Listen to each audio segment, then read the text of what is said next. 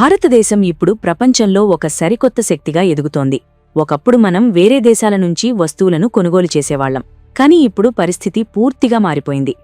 ప్రపంచంలోని పెద్ద పెద్ద దేశాలు మరియు పేరున్న కంపెనీలు మన దేశంతో స్నేహం కోసం క్యూ కడుతున్నాయి.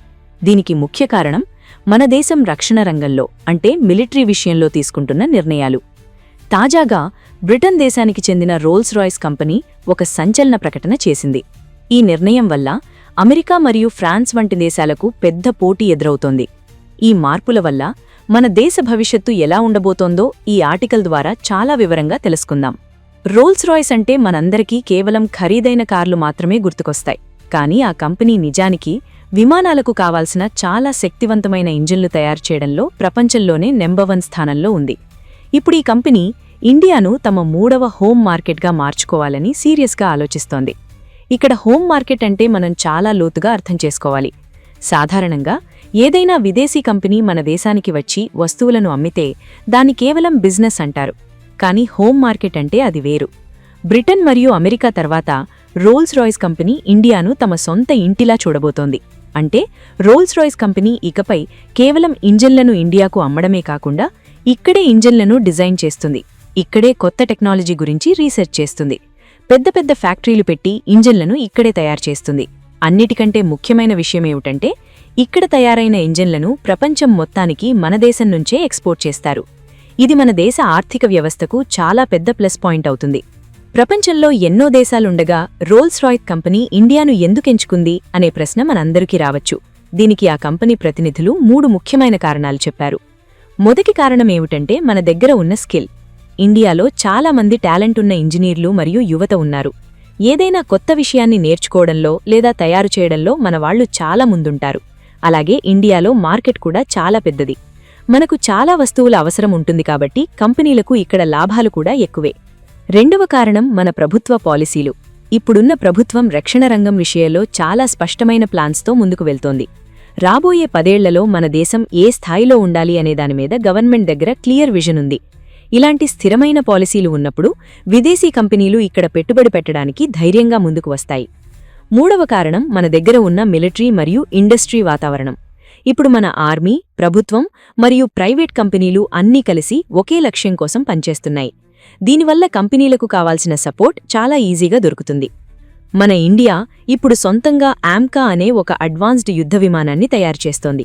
ఇది 5వ తరం యుద్ధ విమానం. ఇలాంటి విమానాలు ప్రపంచంలో కేవలం కొన్ని దేశాల దగ్గర మాత్రమే ఉన్నాయి. ఈ విమానం సక్సెస్ అవ్వాలంటే దానికి చాలా పవర్ఫుల్ ఇంజిన్ కావాలి. ఈ విషయంలో రోల్స్ రాయ్స్ కంపెనీ ఒక అద్భుతమైన ఆఫర్ ఇచ్చింది. ఈ యుద్ధ విమానం కోసం కావాల్సిన ఇంజిన్లను మొత్తం ఇండియాలోనే తయారు చేస్తామని వారు చెప్పారు. సుమారు 110 నుండి 120 కిలోన్యూటన్ల పవర్ ఉండే ఇంజిన్లను ఇక్కడ డెవలప్ చేస్తారు. ఇందులో గొప్ప విషయం ఏమిటంటే ఈ ఇంజిన్ టెక్నాలజీ మీద పూర్తి హక్కులు మన దేశానికే ఉంటాయి. దీనివల్ల మనకు వచ్చే లాభమేమిటంటే రేపొద్దున మనం ఈ ఇంజిన్లను వేరే వేరే విమానాలకు వాడుకోవచ్చు, హెలికాప్టర్లకు వాడుకోవచ్చు లేదా డ్రోన్లకు కూడా వాడుకోవచ్చు. ఇలా వాడుకునేటప్పుడు మనం రోల్స్ రాయ్స్ కంపెనీని గానీ లేదా బ్రిటన్ ప్రభుత్వాన్ని గానీ పర్మిషన్ అడగాల్సిన అవసరం ఉండదు. ఇది మన దేశానికి పూర్తి స్వేచ్ఛనిస్తుంది. రోల్స్ రాయ్స్ కంపెనీ కేవలం ఎయిర్ ఫోర్స్తోనే ఆగిపోవడం లేదు. మన నేవీ అంటే నౌకాదళం కోసం కూడా వీళ్లు కొత్త టెక్నాలజీని తీసుకురాబోతున్నారు. భవిష్యత్తులో వచ్చే యుద్ధనౌకలు పూర్తిగా కరెంటుతో నడిచేలా డిజైన్ చేయడంలో వీళ్లు సాయం చేస్తారు. సముద్రం మీద మన పవర్ పెంచడానికి ఇది చాలా అవసరం. అంతేకాకుండా మన ఆర్మీ వాడుతున్న అర్జున్ ట్యాంకులకు కావాల్సిన ఇంజన్ల విషయంలో కూడా వీళ్లు మన ప్రభుత్వ కంపెనీలతో చేతులు కలుపుతున్నారు.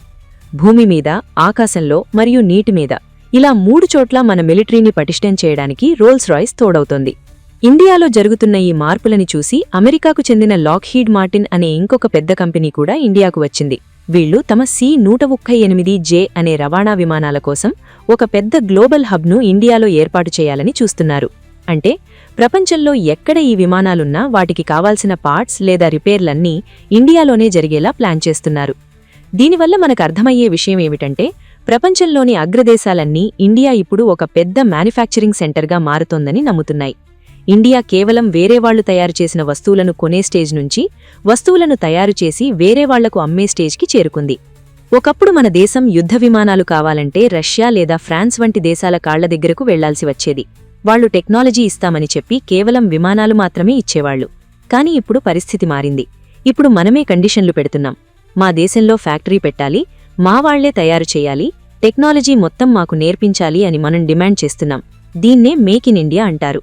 అయితే ఇప్పుడు మనం ఒక అడుగు ముందుకు వేసి లీడ్ ఫ్రమ్ ఇండియా అనే దిశగా వెళ్తున్నాం. అంటే టెక్నాలజీ ఇక్కడే పుట్టాలి, కొత్త ఇన్వెన్షన్లు ఇక్కడే జరగాలి, ప్రపంచం మొత్తం మన దగ్గరకు వచ్చి కొత్త విషయాలు నేర్చుకోవాలి అనేదే మన టార్గెట్.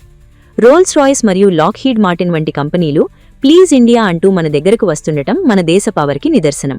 ఈ పెద్ద పెద్ద డీల్స్ వల్ల కేవలం మిలిటరీకి మాత్రమే కాదు, సామాన్య ప్రజలకు కూడా చాలా లాభం ఉంటుంది.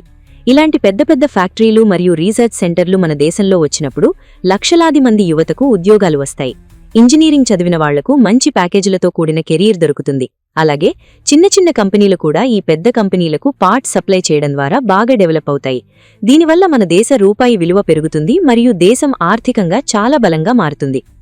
భారతదేశం ఇప్పుడు ఒక గొప్ప మార్పుకు శ్రీకారం చుట్టింది. బ్రిటన్, అమెరికా మరియు ఫ్రాన్స్ వంటి దేశాలు భారత్ కోసం పోటీపడటం అనేది మనందరికీ గర్వకారణం. మన దేశం ఇకపై ఎవరిమీద ఆధారపడాల్సిన అవసరం లేని ఆత్మనిర్భర్ భారత్గా మారుతోంది. ఈ ఇంజన్ల తయారీ ఫ్యాక్టరీలు మరియు కొత్త టెక్నాలజీ హబ్బులు మన దేశ భవిష్యత్తును మార్చేయబోతున్నాయి. భవిష్యత్తులో రక్షణ రంగం విషయంలో ఇండియా ప్రపంచానికే ఒక గురువులా మారుతుంది అనడంలో ఎటువంటి సందేహం లేదు. ఇండియా ఇప్పుడు ఒక గ్లోబల్ డిఫెన్స్ హబ్గా అవతరిస్తోంది. ఇది కేవలం మొదలు మాత్రమే. ముందు ముందు ఇంకా చాలా అద్భుతాలు జరగబోతున్నాయి. మన దేశం అభివృద్ధి పథంలో దూసుకుపోవడానికి ఇలాంటి అంతర్జాతీయ భాగస్వామ్యాలు చాలా అవసరం.